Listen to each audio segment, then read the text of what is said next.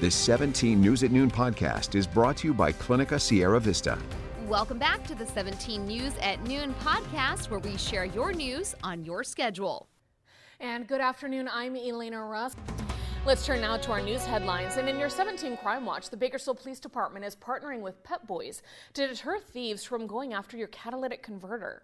Come down to their F Street location this Thursday from 2 to 6 to get a unique set of numbers etched into your catalytic converters.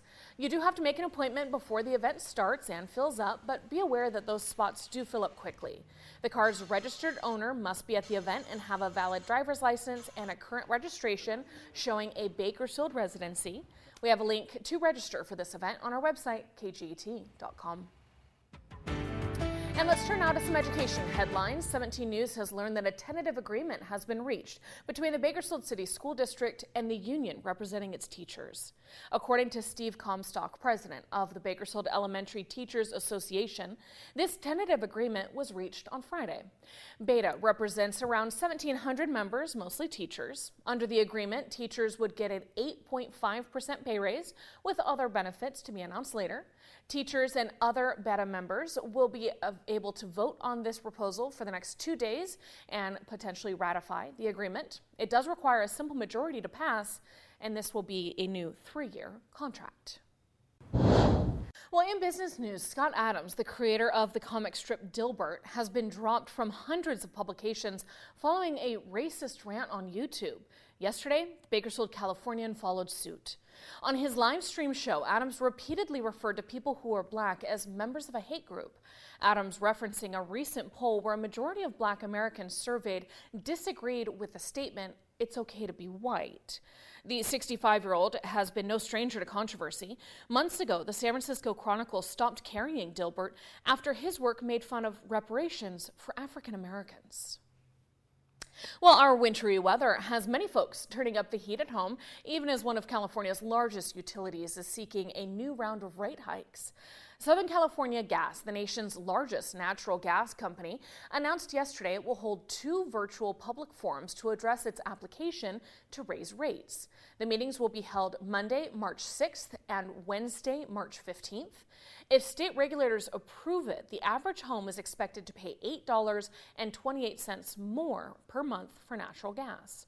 The company also announced it will contribute to a gas assistance fund that gives one-time payments to low-income customers struggling to pay their bills. And heads up, Nissan owners, they are recalling more than 809,000 small SUVs because of a key problem that can cause the ignition to shut off while being driven. The recall covers Rogues from 2014 to 2020, as well as the Rogue Sports from 2017 to 2022. Nissan says the SUVs have a jackknife folding key that may not stay fully open, and if driven with the key partially folded, a driver could touch the fob, inadvertently turning off the engine. The company says it's not aware of any crashes or injuries caused by this problem, and they're still working on a remedy. It appears that Fresno has been drawn into a growing global debate over whether elephants should be kept in zoos.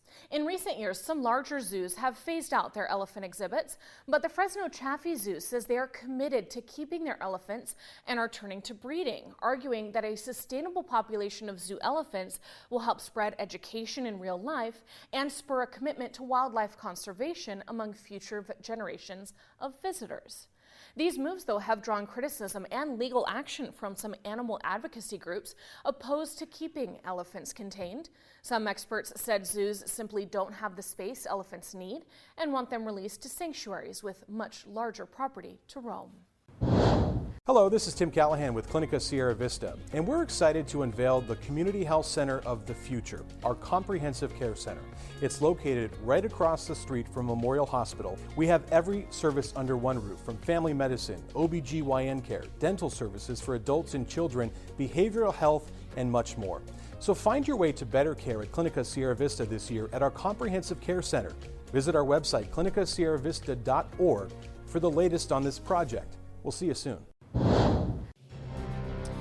And let's Let's head now over to the Supreme Court as demonstrators continued to gather outside of the Supreme Court today in support of student loan forgiveness. The People's Rally for Student Debt Cancellation comes as the justices are hearing arguments today over the legality of President Joe Biden's student loan debt relief plan. That plan would cancel up to $20,000 of student loans for some 40 million people. Student loan repayments have been on hold for nearly 3 years since the pandemic began. Now, the president's plan is estimated to cost $400 billion over 30 years. So far, Republican-appointed judges on lower courts have blocked that plan. And on Capitol Hill, the House Homeland Security Committee's hearing on the crisis at the U.S.-Mexico border is underway today as well. Republican Congressman Mark Green is serving as chairman for the committee's first full hearing, titled "Every State is a Border State, Examining Secretary Mayorkas' Border Crisis." It comes following the recent surge of migrants at the southern border, and after the Biden administration expanded a humanitarian parole program to include Haitian, Venezuelan, Nicaraguan, and Cuban migrants. Now, the committee is set to also talk about border security among with national security and how fentanyl has impacted American lives. And the Department of Transportation is reviewing Secretary Pete Buttigieg's use of governmental jets for travel. The audit was requested by Florida Senator Marco Rubio in December and will focus on official trips taken by Buttigieg and former Transportation Secretary Elaine Chao since 2017. In a letter to the DOT's internal watchdog group, Rubio said Buttigieg took over a dozen flights on, quote, taxpayer-funded private jets. However, the department said those flights were on FAA planes over 7 trips. Buttigieg said in a statement that the audit will help debunk misleading narratives. Chao did not immediately respond to a request for comment. Also on Capitol Hill, many top names in the Republican Party are skipping this week's Conservative Political Action Conference, including Bakersfield's Congressman and House Speaker Kevin McCarthy. In the past, the conference was an easy way for GOP candidates to reach a conservative audience and get some media attention too, but not this year.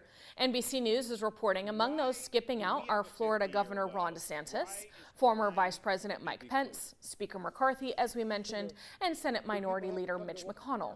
Former President Donald Trump does plan to speak on Saturday, according to a spokesman. And let's turn now to some tech news. We are learning the U.S. Marshals Service has been hit by a ransomware attack targeting sensitive law enforcement information. The Marshals Service releasing a statement about the incident, saying the damage had been contained to what they called a standalone system that they disconnected from their network. The Marshals haven't said whether a ransom was demanded or paid, how the ransomware got onto their system, or whether the attacker was threatening to release any of the data found. A senior law enforcement official said the stolen data includes details in case files about fugitives, but added there isn't a big risk if that material becomes public. And the White House is giving all federal agencies 30 days to wipe TikTok off all government devices as the Chinese-owned social media app comes under increasing scrutiny in Washington over its security concerns. The Office of Management and Budget calls the guidance a, quote, critical step forward in addressing the risks presented by the app to sensitive government data. Some agencies, including the Departments of Defense, Homeland Security, and State, already have restrictions in place. This latest guidance calls on the rest of the federal government to follow suit within 30 days. All right, well, today is the last day California will be under a public health emergency due to the coronavirus.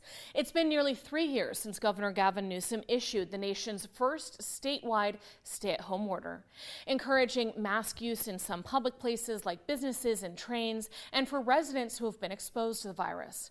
Masks are still required in hospital and healthcare facilities, as you know.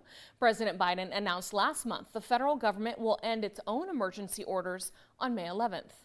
More than 1 million Americans have died from COVID since the beginning of the pandemic, including more than 100,000 Californians and more than 2,500 Kern County residents.